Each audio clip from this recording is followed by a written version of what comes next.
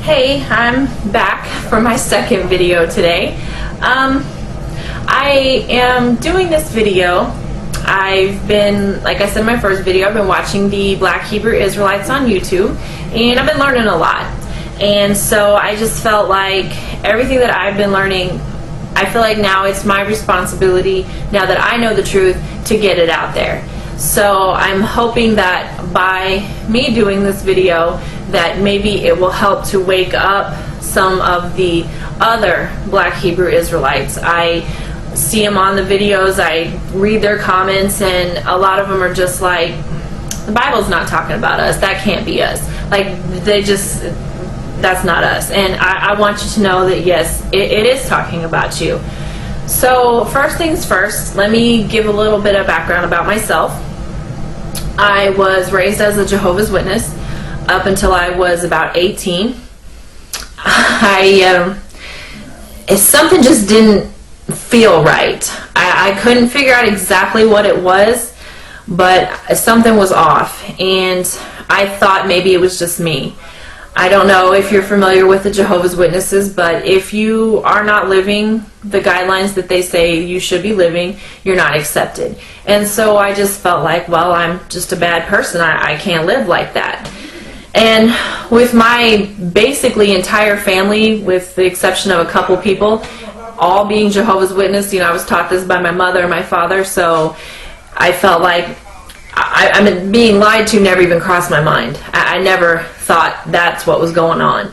But now I realize, yeah, that is exactly what happened, and I'm also trying to get my family to realize the truth. The first thing I want to talk about is the appearance of the ancient Hebrew Israelites. I'm going to give you a few scriptures. It's not a lot, but to me, if you don't see it after reading these few scriptures, then you're probably never going to see it.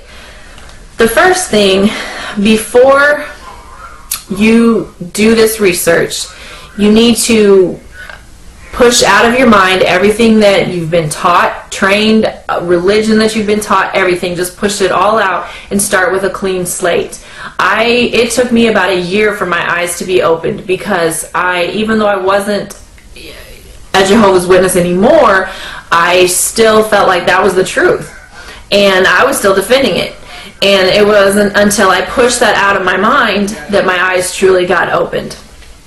The first thing I want to talk about is in Exodus chapter 4, verses 6 and 7.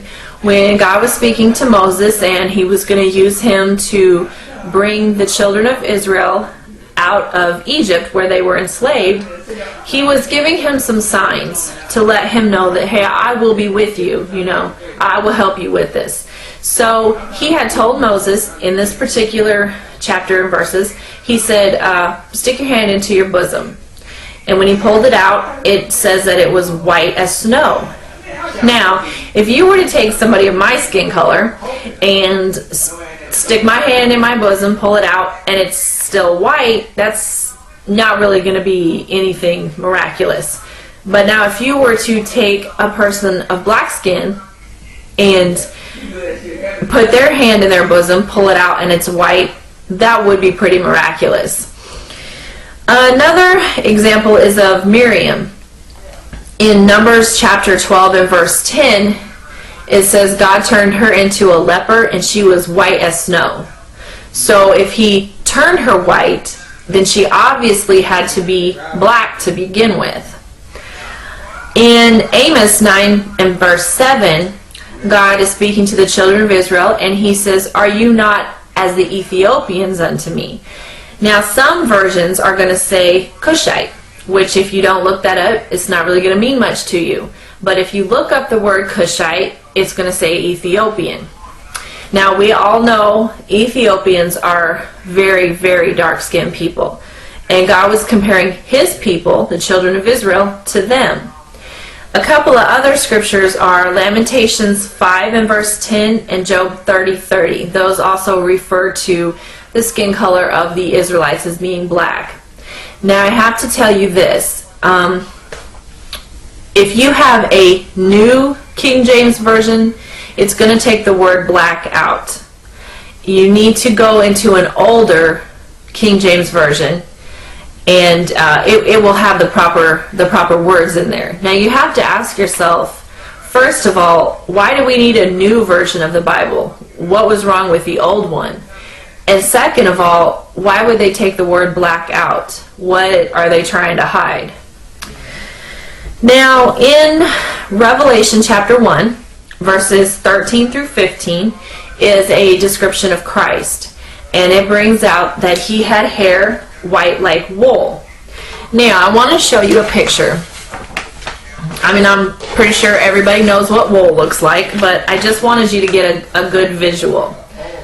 Okay? Now, there's wool. Now, I'm going to show you another picture, and we all know who this is.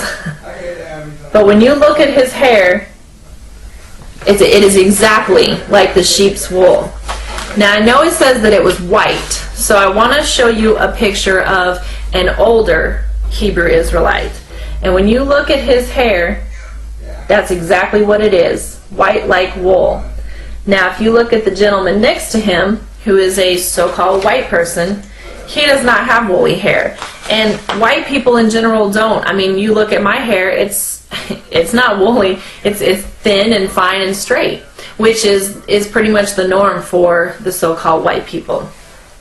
Now, also in Daniel 7, chapter 7, verse 9, it talks about the Ancient of Days, which is God himself. And there's a description of him there, and it says he had hair white like wool. So when you read these scriptures, it really shows beyond a shadow of a doubt that God, Christ, and the ancient Hebrews were all black people with hair like wool. Excuse me. Now, another thing I want to touch on is in Deuteronomy chapter 28. Now, the first 14 verses are talking about God is telling the Israelites, okay, if you keep my commands, this is what I'll do for you. The remaining verses he's telling them, if you don't keep my commands, then this is what will happen. I want to read chapter 28 and verse 68. It says, "And the Lord shall bring thee into Egypt again with ships, by the way whereof I spake unto thee. Thou shalt see it no more again, and there ye shall be sold unto your enemies for bondmen and bondwomen, and no man shall buy you."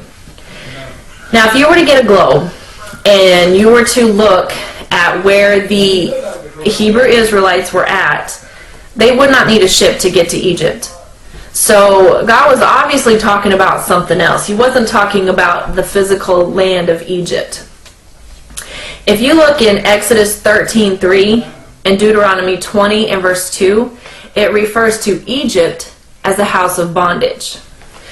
Now, I want to show you something, and I know everybody has seen this. I saw it a million times, but never paid any attention and never really thought twice about it. But on the back of the dollar bill, there's a pyramid.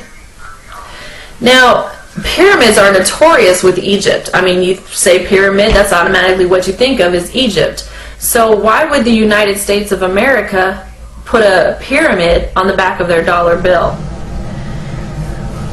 Now, with the word Egypt meaning house of bondage, God was obviously telling the Israelites, hey, I'm going to put you back into slavery. Now, the only race of people that were brought over on ships and sold as bondmen and bondwomen, which are slaves, are the so-called African Americans. That's the term that the white man has given them. Now, like I said before, if after you do this research, which I don't expect you to take anything that I'm telling you, look it up for yourself, do the research. That's what I did. Anytime I was shown a scripture, shown something in a book, I'd look it up myself and do the same thing. And if at the end of that you still can't see it, then I really don't know what else to say. But I want the black Hebrew Israelites, I'm trying to help to get them woke up and to see the rich heritage that they really have, and what a blessing to be one of God's chosen people. I mean, honestly, I'd give my left foot to be one of God's chosen people. So I'm just trying to help and get this out there, and I'm hoping that if one person listens to what I have to say and they see the truth, then great. I'm ecstatic. So I'm hoping that this helps, and I hope everybody enjoyed my video. Thank you.